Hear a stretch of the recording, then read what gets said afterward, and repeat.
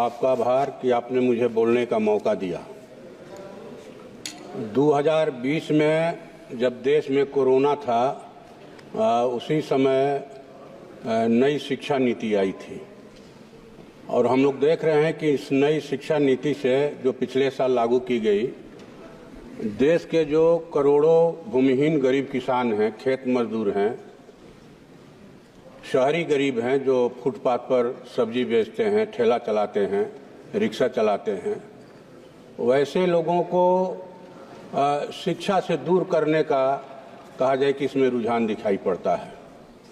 अब हमारे यहाँ, अब देश के अन्य हिस्सों में क्या स्थिति है मैं नहीं कर सकता, लेकिन हजारों विद्यालयों को मर्जर कर दिया गया है।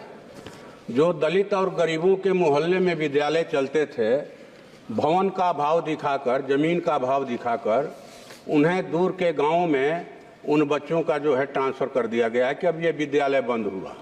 हजारों विद्यालय जो है बिहार में इस तरह से बंद किए जा चुके हैं और निश्चित तौर पर इसका प्रभाव जो है गरीबों के बच्चों पर की पढ़ाई पर पड़ रहा है, वो शिक्षा से दूर हो रहे हैं। दूसरी तरफ हम लोग देख रहे हैं कि शिक्षा को महंगा किया जा रहा है। उच्च शिक्षा में जो है वो कहा जाए कि फीस को महंगा करके, कोर्स के पढ़ाई को महंगा करके, ये कहा जाए कि लोग उच्च शिक्षा से दूर हों, इसके लिए प्रयास किया जा रहा है। विश्वविद्यालयों में जो यूजीसी के जरिए ग्रांट मिलता था, जो अनुदान मिलता था, उसको ख़त्म करके अब हेफा के जरिए हेफा लोन दिया जा रहा है कि भाई आपको ये लोन दिया गया विश्वविद्यालय को, आपको चुकाना है और इसकी भरपाई के लिए वो फीस बढ़ा रहे हैं। वो जो है कोर्स का माने कहिए कि पढ़ाई महंगा कर रहे हैं। वो जो है कैंपस की ज़मीन जो है किराए पर लगा रहे हैं, निजी कंपनियों को दे रहे हैं। तो मैं समझता हूं कि इस चीज़ पर रोक लगना चाहिए। अगर ऐसा हुआ तो जो विश्वविद्यालय गरीब बच्चों के पढ़ाई को भी कहा जाए कि ये मंजूरी देते थे, कम फीस के कारण लोग पढ़ लेते थे, उनकी पढ़ाई जो है बंद हो जाएगी। तीसरी बात है कि जो फीस वृद्धि का है, अब जैसे 3 साल का कोर्स स्नातक का होता था तो उसमें 6,000-7,000 रुपये में पढ़ाई हो जाती थी। अब उस कोर्स को 4 साल का करके 30,000 रुपये फीस उसका कर दिया गया है।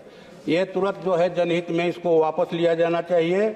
और जो है आपको ये 1917 में सर हमारे यहाँ जो पूरब का ऑक्सफोर्ड जिसको कहा जाता है, पटना विश्वविद्यालय, वो कहा जाए कि भारतीय उपमहाद्वीप के जो सबसे 7 पुराने विश्वविद्यालय हैं उनमें से एक हैं। और मैं समझता हूं कि उस विद्यालय को केंद्रीय विश्वविद्यालय का दर्जा देना चाहिए सरकार को। जो विश्वविद्यालय का शताब्दी समारोह हुआ, उसमें हमारे बिहार के माननीय मुख्यमंत्री जी ने भी माननीय प्रधानमंत्री जी से ये अपील किया था कि इसको आप केंद्रीय विश्वविद्यालय का दर्जा दीजिए, लेकिन वो अभी तक दर्जा नहीं मिला। और मैं पुनः आपके माध्यम से सरकार से मांग करता हूं कि केंद्रीय विश्वविद्यालय का दर्जा दिया जाए। ये विश्वविद्यालय की पहचान जो है बिहार की अस्मिता से जुड़ा है और मैं समझता हूं कि सरकार को हमारी इस मांग को पूरा करना चाहिए। महोदय, हाल ही में नीट परीक्षा में जो पेपर लीक हुआ, उससे साबित कर दिया है कि ये सरकार न शिक्षा दे सकती है, न ठीक से परीक्षा ले सकती है। ये साबित हो गया है। बिहार और गुजरात सहित 4 राज्यों की पुलिस ने कई लोगों को गिरफ्तार किया है इस मामले में, लेकिन अभी तक जो है वो परीक्षा कैंसिल नहीं किया गया। 25 लाख छात्रों का भविष्य जो है वो अधर में लटका हुआ है। मेरी मांग है कि उस परीक्षा को कैंसिल किया जाए और फिर से नई परीक्षा ली जाए। एनटीए परीक्षा लेने में सफल नहीं है, कई पेपर लीक हुए हैं, इसलिए इसको भंग किया जाए और हमारे माननीय शिक्षा मंत्री जी नैतिकता के आधार पर इस्तीफा दें, ये हमारी मांग है। अल्पसंख्यक छात्र छात्राओं के लिए जो दी जाने वाली वजीफा थी, जो फेलोशिप, मौलाना आज़ाद फेलोशिप, उसको बंद कर दिया गया है। क्यों बंद कर दिया गया है, इसे फिर से चालू किया जाए। और अंत में ये कहेंगे महोदय कि सरकार जो है शिक्षा का भगवाकरण करना चाहती है, भगवाकरण करना चाहती है। अब विश्वविद्यालयों के प्राचार्यों की नियुक्ति में उनकी मान्यता जो है, योग्यता जो है वो आधार नहीं है, बल्कि चरण भक्ति है। चरण भक्ति है। सिलेबस चेंज किया जा रहा है, अशिक्षा को और अंधविश्वास को बढ़ावा दिया जा रहा है। अभी DU का समाप्त कीजिएगा, जो बंद कर रहे हैं सर, DU का जो लॉ फैकल्टी है उसमें मनुस्मृति को सिलेबस में शामिल किया गया, जिसे भारी विरोध के बाद सरकार ने उसको वापस लिया। और हमारे यहाँ की मांग है एक सर, चांदी हॉस्टल है, दलित छात्र रहते हैं वहाँ 200, और जर्जर है 1990 में ही उसको अयोग्य घोषित कर दिया गया है।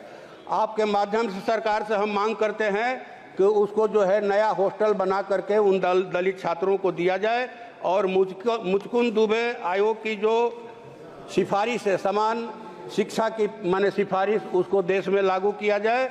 और हमारे यहाँ कस्तूरबा विद्यालयों में जो है बहुत ही शौचालयों की स्थिति खराब है, दोनों टाइम भोजन जो है चावल दिया जाता है। धन्यवाद। इस पर सरकार ध्यान दे और उसको कहा जाए कि मैंने ये करे, सरकार ध्यान दे करके ठीक करे। और प्राइवेट स्कूलों में जो 25% गरीब बच्चों के नामांकन का आरक्षण है उसको सख्ती से लागू किया जाए। धन्यवाद महोदय, आपने मुझे मौका दिया। धन्यवाद महोदय।